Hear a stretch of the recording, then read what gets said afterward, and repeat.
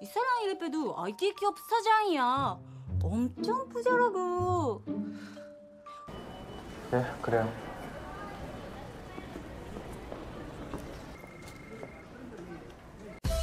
Hai semuanya, kembali lagi di Celengan Film. Gimana kabar kalian? Semoga kalian selalu bahagia.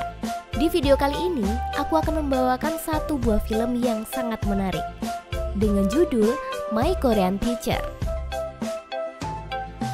Film ini dimulai dengan Yongwon, seorang putra tunggal dari pemilik perusahaan besar di Korea Selatan.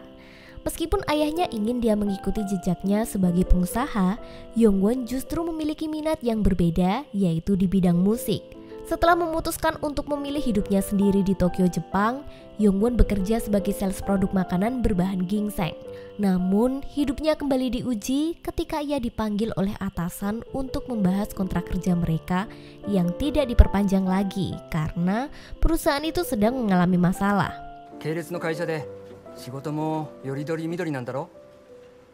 Setelah pulang dari tempat kerja, Yongwon pergi ke apartemen pacarnya dengan harapan bisa menghibur diri dari stres yang ia alami. Namun yang ia temukan adalah kejutan yang tidak mengenakan. Pacarnya ternyata berselingkuh dengan pria lain yang lebih kaya daripada dirinya.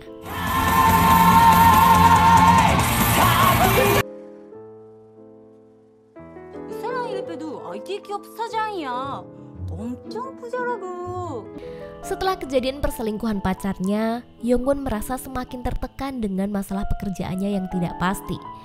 Ia pun memutuskan untuk menelpon ibunya untuk sekedar bertanya kabar dari kondisi orang tuanya yang ada di Seoul, Korea. Namun, sang ayah masih belum mau berbicara dengan putranya. Ibunya pun memberitahu bahwa mereka masih menunggu kedatangan Yongwon. Sementara itu, perusahaan ayahnya kini mulai mencari pemimpin baru dan Yeomul, yaitu adik Yongwon, diharapkan bisa menggantikan posisi ayahnya di perusahaan.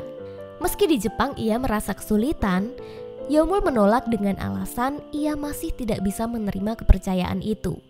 Dalam kondisi yang sulit ini, Yongwon merasa semakin terpuruk dan tidak tahu harus berbuat apa. Namun dengan dukungan dari keluarga dan teman-temannya, ia berusaha untuk bangkit dan mengatasi masalahnya. Keesokan harinya di Okinawa, Yongwon baru saja bertemu dengan Fai, teman lamanya yang berasal dari Korea. Namun percakapan mereka tidak berjalan lancar. Flag hanya memberitahu bahwa perusahaan mereka bangkrut akibat ketahuan menggunakan ginseng palsu. Situasi semakin memburuk ketika Yongwon dilarang kembali ke Tokyo dan harus menetap di Okinawa sampai situasi sudah kembali normal. Yongwon semakin frustasi dengan keadaannya dan ia masih menaruh harapan kepada sang kekasih. Meski sudah kecewa dengan cintanya yang bertepuk sebelah tangan, ia juga terlihat marah-marah dengan bahasa Korea yang tidak jelas di sana.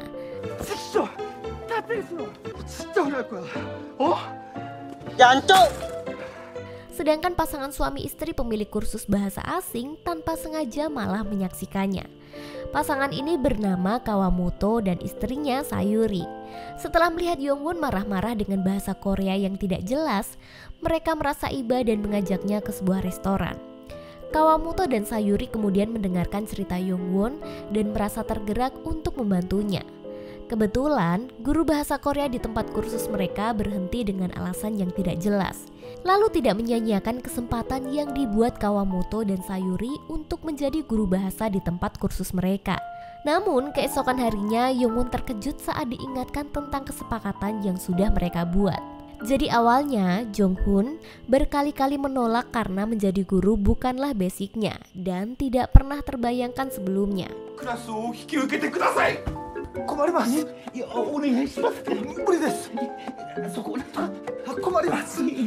Namun karena ia tidak punya pekerjaan lagi, ditambah tempat kursus Kawamoto terancam bubar jika tidak ada gurunya, akhirnya Jonghoon setuju untuk menjadi guru bahasa Korea di tempat itu. Akhirnya Yongwon memulai karir barunya sebagai guru bahasa Korea di tempat kursus yang dipimpin oleh Kawamoto dan Sayuri. Namun ia terlihat kaku, gugup, dan gagap saat mengajar karena ini adalah pertama kalinya ia menjadi guru. Ditambah lagi ada seorang siswi yang selalu melihat Yongwon dengan tatapan tajam. Itu membuatnya semakin nervous dan salah tingkah. Siswi yang membuat Yongwon nervous bernama Sakura dan ia sangatlah cantik. Sakura memang siswi yang paling memperhatikan di kelas. Ia belajar bahasa Korea dengan gigih karena tuntutan pekerjaannya sebagai pemandu turis asing yang harus pandai berbahasa Korea saat melamar pekerjaan. Ia ingin membuktikan bahwa ia benar-benar menguasai bahasa tersebut, bukan semata-mata karena gila bekerja. Semua itu dilakukannya demi menghidupi putra tunggalnya yang sekarang sudah mulai bersekolah. Setiap pagi sebelum bekerja, Sakura selalu mengantar putranya terlebih dahulu ke sekolah. Bagi Sakura, anaknya adalah semangatnya dalam menjalani hidup. Di jalan menuju kantor, ia selalu berlatih dialog bahasa Korea hingga mengundang perhatian penumpang lain di dalam kereta. 여보세요. 저는 야마다라고 하는데요. Kini, Sakura harus semakin gigih belajar bahasa Korea karena sebentar lagi pimpinan perusahaan travel khusus akan datang ke Okinawa dan membicarakan tur Pulau Hinawa yang ditawarkan oleh perusahaan. Sakura ingin memberikan yang terbaik dan membuktikan bahwa ia benar-benar menguasai bahasa Korea. Sementara itu, Yongwon terus mengajar di kelas yang mulai terbiasa baginya. 여러분 잘 이해하셨죠? Meskipun ia masih terlihat kaku dan pelajarannya bahkan tidak diperhatikan oleh murid-muridnya, Sakura begitu rajin mencatat dan berusaha memahaminya. Setidaknya ada satu murid yang niat belajar dengan dirinya. Sakura semakin gelisah ketika diminta untuk menerjemahkan email dari perusahaan Travel Seoul. Ia berusaha sekuat tenaga untuk menerjemahkannya, tetapi tidak berhasil. Akhirnya ia memutuskan untuk meminta bantuan kepada Yongwon yang sedang melipat baju. Namun Sakura tidak hanya meminta bantuan untuk menerjemahkan email tersebut. Ia juga ingin menguasai bahasa Korea dengan cepat dan meminta kelas tambahan dari Yongwon. Sakura bahkan bersedia membayar Yongwon dengan gajian makan siang. Yongwon merasa senang dengan kesempatan ini. Tidak hanya untuk membantu Sakura, tetapi juga untuk mendekatinya. Yongwon selalu memperhatikan penampilan saat akan bertemu dengan Sakura. Seperti layaknya seseorang yang sedang jatuh cinta, ia ingin memberikan kesan yang baik kepada Sakura. Mereka mulai berlatih berbicara langsung dengan bahasa Korea di depan turis yang dipandu oleh Sakura. Namun, Yongwon selalu mengoreksi kata-kata yang salah yang diucapkan oleh Sakura. Kedekatan antara Sakura dan Yongwon semakin terjalin saat mereka makan siang bersama. Obrolan ringan tentang makanan membuat keduanya terhanyut dalam tawa dan sedikit-sedikit menambah kosakata baru untuk Sakura. Setelah makan siang mereka melanjutkan perjalanan dan menjelajahi pasar. Tanpa disadari, Yongwon dan Sakura memilih kaos yang sama bergambar kelinci yang imut. Jongwon pun membayar keduanya dengan harapan bisa memakai baju yang sama dengan Sakura. Namun sebelum sempat memberikan baju itu, Sakura harus buru-buru pulang karena anaknya belum pulang ke rumah sang nenek yang sedang sakit. Yongwon pun berinisiatif membantu Sakura mencari anaknya hingga malam hari. Mereka mencari kesana kemari hingga akhirnya putra Sakura ditemukan oleh Yongwon.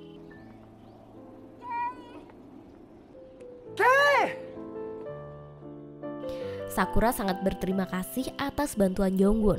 Saat mengantarkan ke halte bus, Sakura ingin menceritakan tentang ayah dari anaknya. Sakura menceritakan kisah yang dulu saat ia hamil di usia 20 tahun. Tapi pacarnya menghilang begitu saja.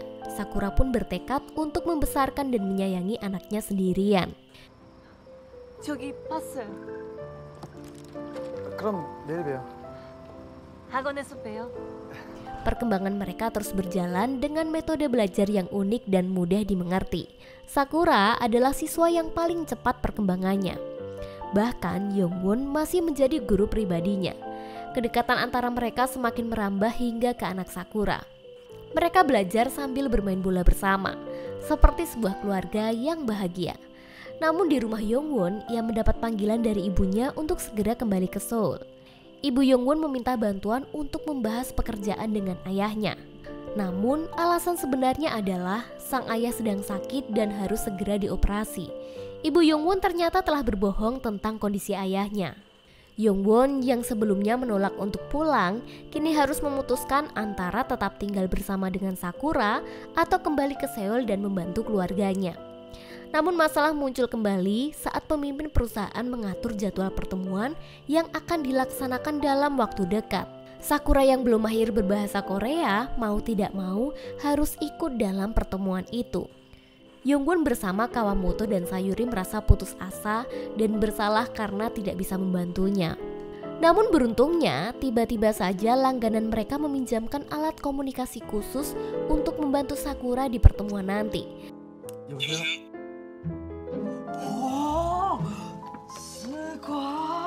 Dengan bantuan alat itu, Sakura bisa mengikuti pertemuan dengan lancar dan sukses.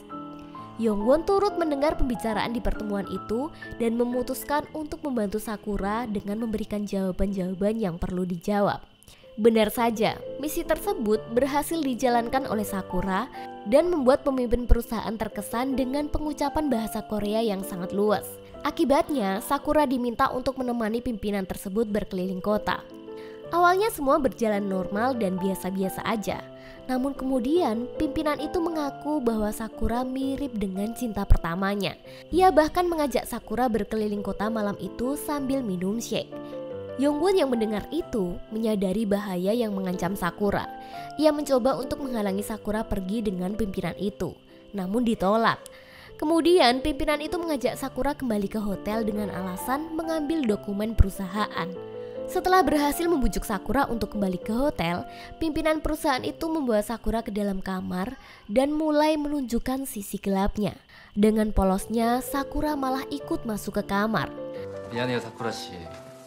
이상한 행동은 하지 않을 거니까. 사쿠라 씨! Sakura yang ketakutan berusaha melawan dan meminta bantuan Yongwon. Yongwon yang sebenarnya menahan rasa cemburu sejak awal tidak lagi mampu membiarkan wanita yang ia sukai disentuh oleh pria lain. Ia pun segera mencari kamar pimpinan itu dan saat sudah menemukannya, Yongwon mengalihkan perhatian pimpinan itu dengan menggunakan tariannya yang memukau.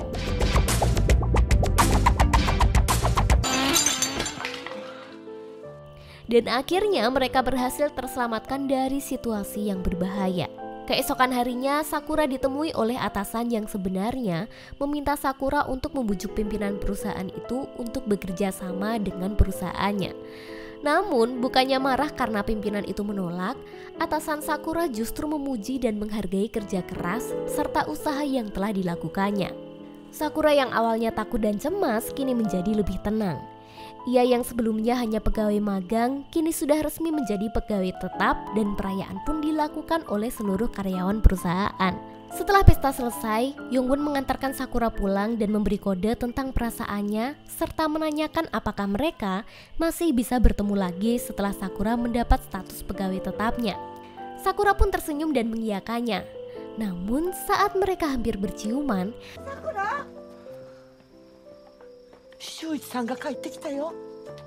Nenek Sakura tiba-tiba muncul dan mengagetkan mereka. Nenek Sakura menyebut Sayuti, alias mantan ayah dari anaknya, datang mencarinya. Tak berselang lama, Sayuti muncul dan langsung sujud meminta maaf pada Sakura. Sayuti pun langsung memeluk Sakura dengan erat. Hal itu membuat Sakura terharu dan merasa lega bahwa konflik keluarganya akhirnya bisa diselesaikan.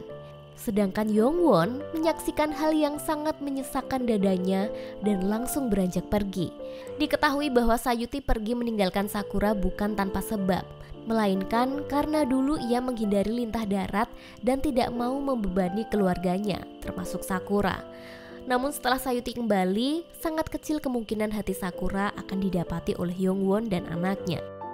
Bahkan walau bagaimanapun Sayuti adalah ayah dari anak Sakura dan hubungan mereka pasti akan cepat membaik.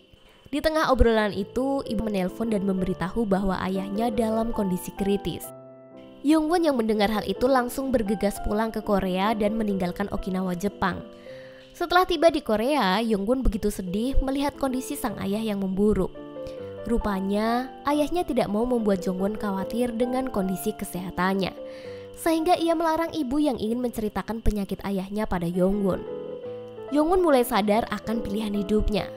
Ia tidak ingin sengaja membiarkan dirinya memilih jalan hidup sendiri. Mulai dari foto dirinya dengan sang ayah semasa kecil, hati Yongwon pun menjadi lunak. Ia yang awalnya tidak mau berkecimpung dengan perusahaan sang ayah, kini bergerak membantu mengembangkan perusahaan itu. 3 tahun kemudian, saat Yongwon menginap di sebuah hotel untuk membicarakan kerjasama perusahaan, tak disangka ia dipertemukan kembali dengan Sakura. Nampaknya, Sakura sudah menjadi pemandu turis yang hebat. Pertemuan mereka berlanjut dengan obrolan santai berdua. Mereka membicarakan tentang kehidupan masing-masing.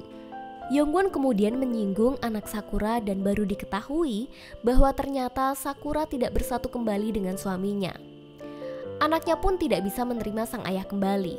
Hal ini tentu saja menjadi kode bahwa Sakura berlabuh hatinya pada Yongwon. Dan tidak disengaja, stiker pemberian Yongwon pun tiba-tiba jatuh ke lantai. Itu mengingatkan mereka akan kenangan manis di Okinawa.